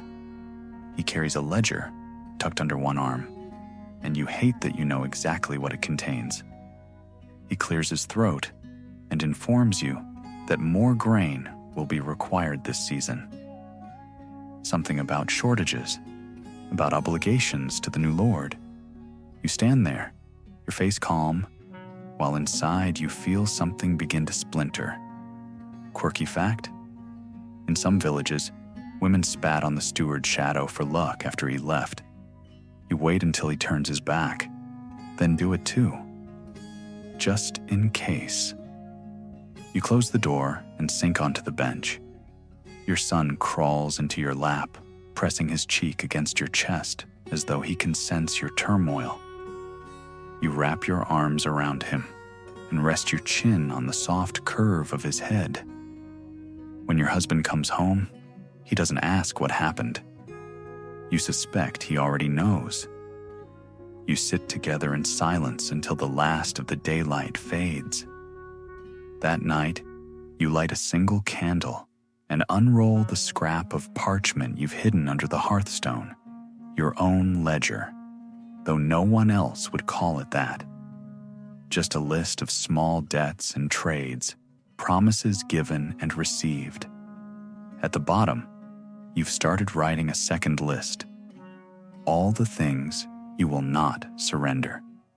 Your son's laughter, the stories your mother taught you, the knowledge of which herbs heal and which can harm, your own name, spoken aloud in the dark. Historians still argue whether medieval women understood the power of naming things. You know they did. It's how you keep hold of what is yours. You add another line, I will not be afraid forever. When you blow out the candle, the darkness feels less like an enemy and more like a witness. Quirky tidbit? Some believed that if you whispered a secret into a clay jar and buried it under the hearth, it would stay safe until you were ready to claim it. You think of all the words you have swallowed, all the things you might still say. You lie beside your husband in the narrow bed, your son breathing softly in his cradle. You think, I am not finished. The thought is so sudden and fierce that it almost frightens you. You press a hand over your heart, feeling the beat of it, steady and stubborn. You think of the rain, of the way it fell on your upturned face. You think of the rye bending under the wind, and how it rose again when the gusts passed. You close your eyes and whisper to the darkness, I will rise again too. And in the quiet that follows, you believe it. The sun comes late and thin through the shutters, a cold light that makes the cracks in the walls look deeper. You lie still for a long time, your hand resting over your ribs, feeling the slow thump of your own heart. Some mornings you wake and wonder how it keeps going, how you keep going. But you do. Your son stirs first, rolling toward you with a sleepy murmur. You lift him into your arms, breathing in the scent of his hair. He will never know how much you have sacrificed to keep him warm. You hope he never has to learn. Your husband is already gone, his absence leaving a hollow in the room that feels bigger than it should. You think you might prefer it this way. Just you and the boy, the hush of the early hour. You can almost pretend the rest of the world has nothing to do with you. Historians still argue whether medieval women found solace in solitude or only loneliness. You think the difference lies in whether you chose it. You rise and begin the day's work. Bread, washing, gathering herbs before the rain comes again. Your hands move without thought, practiced as breathing. You measure your life in these repetitions, and for the first time, you wonder if that could be a kind of strength. Quirky tidbit? Some women believed the first herbs picked at dawn had the most power, whether to heal or to hex. You tuck a sprig of yarrow into your pocket, just in case you decide which you need it for. By midday, the sky bruises purple and green, heavy with the promise of a storm. You pull your shawl tighter and step outside to bring in the drying linens. Over the hedgerow, you see the steward's clerk trudging along the path, his cloak snapping in the wind. Your pulse picks up. You look down at your son, playing in the dust with a stick, oblivious to how everything can change with a single knock. The clerk stops at your gate. He clears his throat, but you don't ask him in. You stand there, your jaw set, waiting for him to finish the errand he surely resents as much as you do. He unrolls his parchment and reads in a thin, apologetic voice.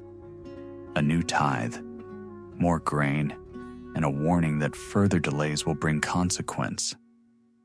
He says it all without meeting your eyes, and you wonder if he has a wife somewhere who waits for him to come home, empty-handed and ashamed.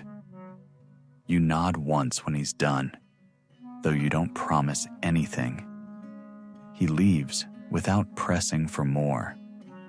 Historians still debate whether peasant women were truly powerless or simply expected to pretend they were. You suspect it was the latter. You suspect that's why you feel so tired. When you go back inside, your son climbs onto your lap. You hold him tighter than usual. He presses a damp kiss to your cheek. It feels like absolution. Quirky fact? Some believed that kissing a child's forehead before bed would bind their soul to yours forever. You decide you'll do it every night, just to be sure. That evening, you boil nettle and barley into a thin soup. Your husband comes home late, shoulders slumped, eyes dull. He doesn't ask, "What happened?" You don't offer. The two of you sit in silence as the wind rattles the shutters. You think how strange it is to be so close to someone and feel so far away. When your son falls asleep, you lift him to your shoulder and sway in the dim light. You whisper stories into his hair, of women who walked away from their cages, of girls who learned the names of every star. You don't know if he understands, but the telling comforts you. Later, you tuck him into the cradle. Your husband has already turned to the wall. You watch his back for a moment, wondering what he dreams of. You suspect it's not you? Historians still argue whether medieval wives loved their husbands or merely endured them. You decide that endurance is its own form of love, though no one writes songs about it. You step outside before sleep, needing the cool air. The storm has broken at last, and the yard glistens with rain. You stand barefoot in the mud and tilt your head back, letting the droplets kiss your face. For a moment, you feel clean. Quirky tidbit? Some believed stormwater collected from the eaves could heal sorrow if you drank it before dawn. You cup your hands and sip, the taste cold and metallic. You don't know if it will help, but you want it to. When you go back inside, you find your son has shifted in his sleep, one small arm reaching toward your empty place in the bed. You lie beside him, curling around the shape of his warmth. You think, I am not finished. You think, they will not take everything. And when you close your eyes, the darkness feels less like an ending and more like a pause. The dawn breaks pale and cold, a thin light creeping across the rafters. You lie there with your eyes open, listening to the sound of your son's breathing. Steady, untroubled. For a moment, you pretend it is enough. You rise slowly, feeling every ache in your bones, every bruise that never quite fades. You move through the quiet house, touching each familiar thing as if to remind yourself it's still yours. The cradle, the chipped bowl, the shawl your mother spun from the last of her good wool. Some mornings, you have to count these small reliances to keep yourself from unraveling. Historians still argue whether medieval women believed they owned anything outright. You know the truth. You own what you can hold on to, what you can keep others from taking. Your husband wakes with a groan, rubbing the back of his neck. He doesn't look at you. You set bread on the table, the last of the hard heel you saved from yesterday. He breaks it in half without speaking. You eat in silence, your son babbling nonsense between you like a soft barrier neither of you is willing to cross. After the meal, he leaves again. The steward has ordered the men to mend a collapsed wall near the barley fields. You watch him walk away, his back bent as if he's already carrying the stones. You wonder if he ever remembers how young you both were when you married, how full of fear and something that almost passed for hope. Quirky tidbit? Some believed that if you sprinkled salt in your husband's boots, he'd always return home to you. You have never tried it. You're not sure you would. By mid-morning, you gather your son to walk the lanes. The sky is brittle blue, promising another hard frost before spring. You pass the steward's men repairing the wall. Your husband, among them. He doesn't see you. You keep walking. At the far end of the village, you find the baker's wife tending a small patch of leeks. Her hands are cracked and red, but she smiles when she sees you. She lifts your son into her arms, kissing his cheek. For a few minutes, you stand there, talking about nothing, about weather, about how the chickens have stopped laying, about which herbs might coax a weak stomach back to strength. It feels almost like friendship. Almost. Historians still debate whether these small alliances between women ever changed anything. You believe they did.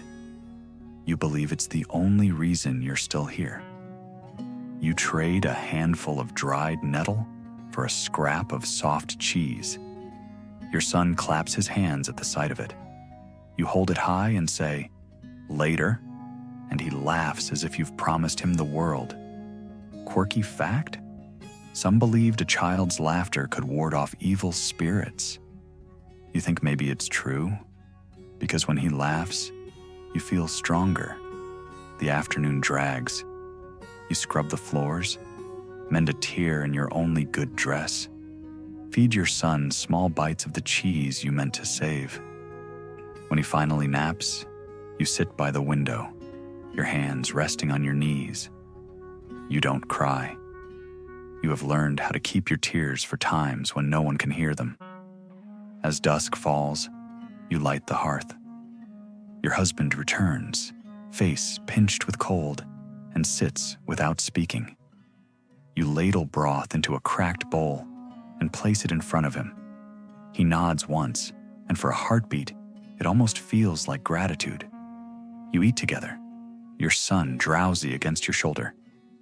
You think, this is not happiness, but it is survival. And tonight, that feels close enough. After the meal, your husband goes to bed.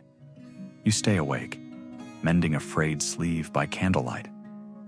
When the house is finally silent, you lift your son from his cradle and hold him close. His hair smells of wood smoke and milk. You whisper into the soft hollow of his neck, "You will have more than this."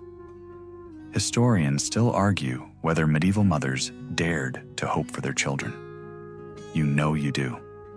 You know it is the only thing that keeps your heart beating. You stand and step outside, the night air biting your cheeks. The sky is clear, a spill of stars brighter than you've ever seen them. For a moment you feel so small it almost breaks you. And then you remember. Small things endure.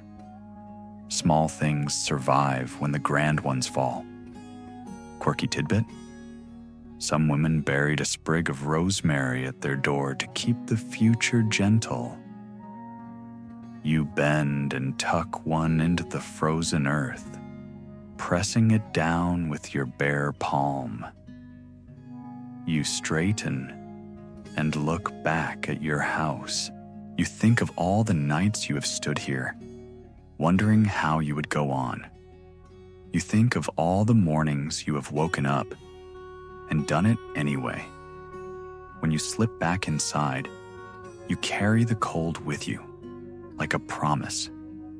You tuck your son under the blankets, pressing one last kiss to his cheek. You lie down beside your husband, though you don't reach for him. You don't need to. You have your own quiet faith to keep you warm. And as your eyes close, you think, I am still here. I am still. The dawn comes slow, a thin silver creeping over the rafters, catching on the wool blanket draped over your shoulders. You sit up carefully, feeling the dull ache in your hips, the stiffness in your knees.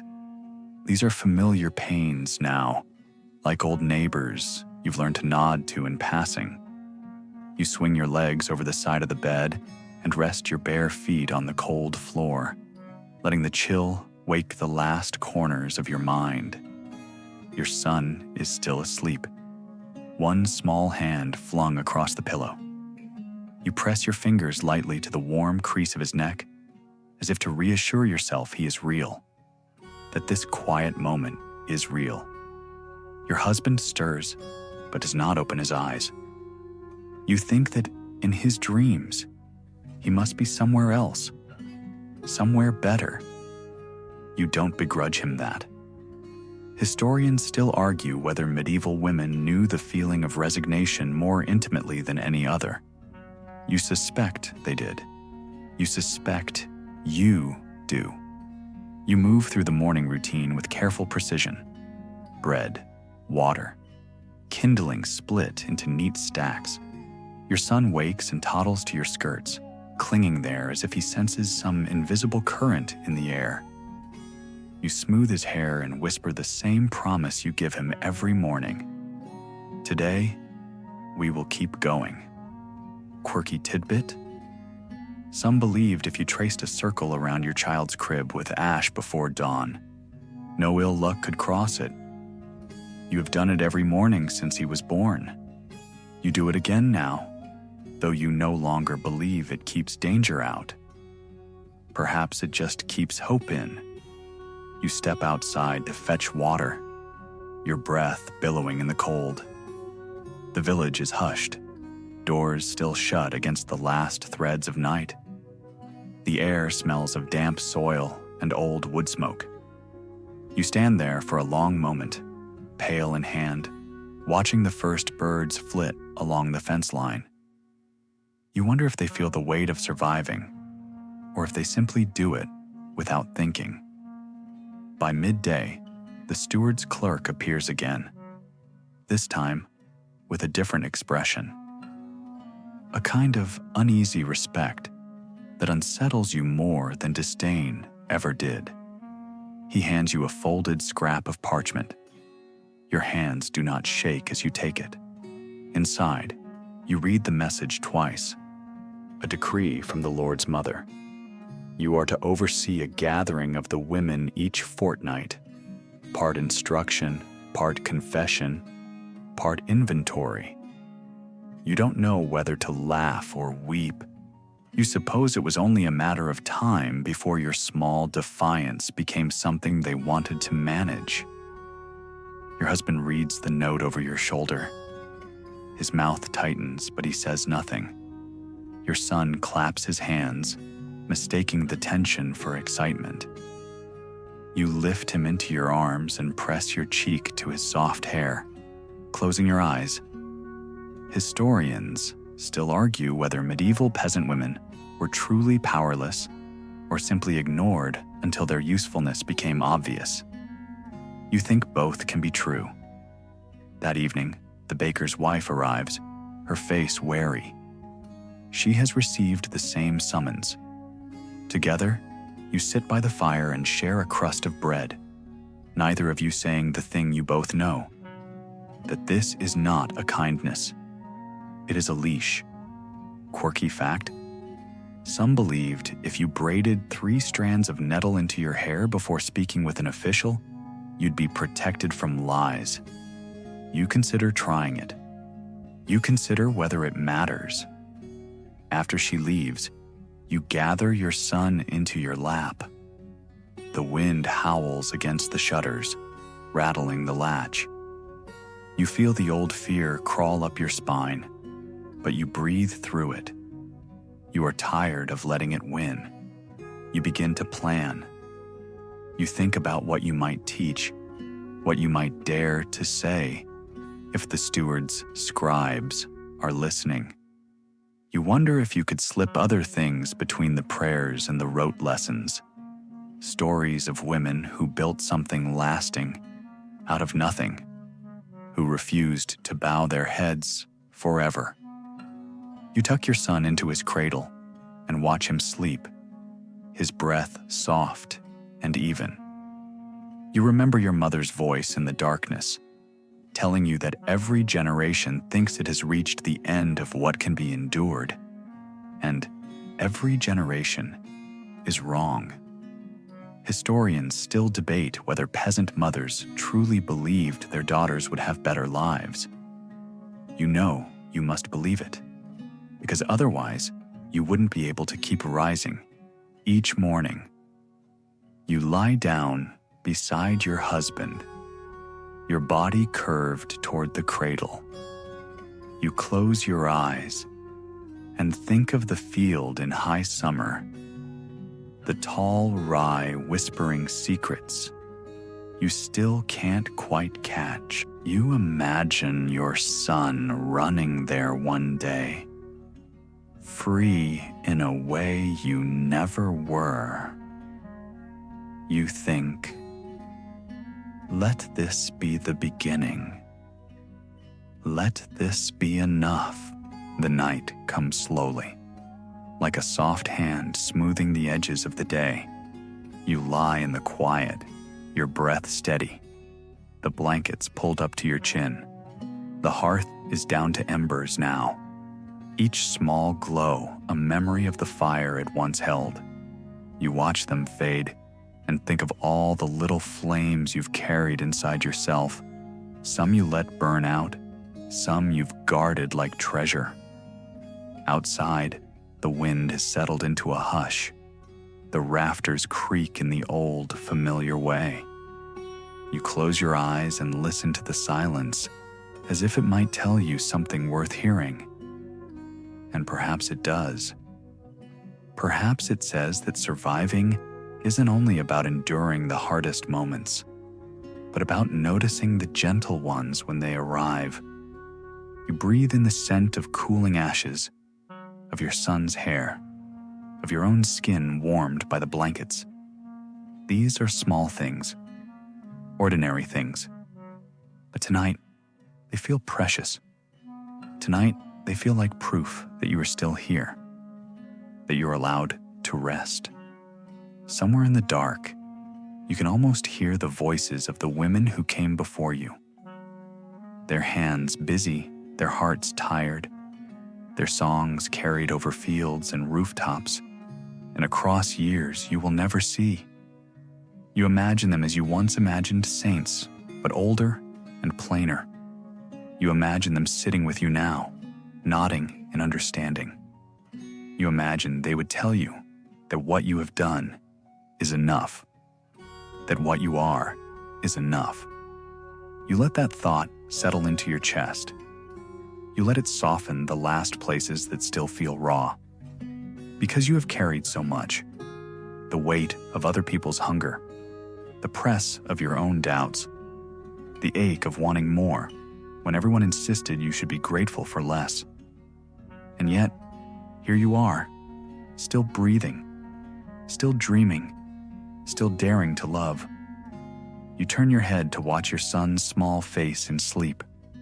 His mouth is slack, his lashes dark against his cheek. He is too young to know the stories that have shaped this house, the ledger of sacrifice written in the lines on your palms. And maybe that is for the best. Maybe your work has always been to build a world where he does not have to understand those things too soon. You think of tomorrow, the new duties, the measured words you will have to speak, the caution you will have to wear, like a second skin. You think of all the things you cannot predict and all the ways you will meet them anyway, not with a perfect bravery, but with the quiet, steady resolve that has carried you this far. The embers crackle softly, the last sparks giving way to darkness. You close your eyes and let the hush fill you. You let it smooth the creases in your heart. You let it remind you that nothing is final. Not sorrow, not struggle, not the fear that wakes you in the small hours. Everything shifts. Everything cycles. Even the hardest winters yield to spring. So rest now. Let the night hold you. Let your thoughts wander through gentler places, over fields of rye in the sun, along cool streams where the air smells of mint and earth, into kitchens filled with laughter and warm bread. Let them drift wherever they need to go, far from ledgers and demands, and the silent questions you are too tired to answer tonight. You have done enough for one day. You have been enough. You will wake to morning, and you will rise again, as you always have. But for now, only for now, you can loosen your grip on all you carry. You can trust that the small, stubborn spark inside you will still be burning when you return. Sleep quietly. Sleep without apology. You have earned it.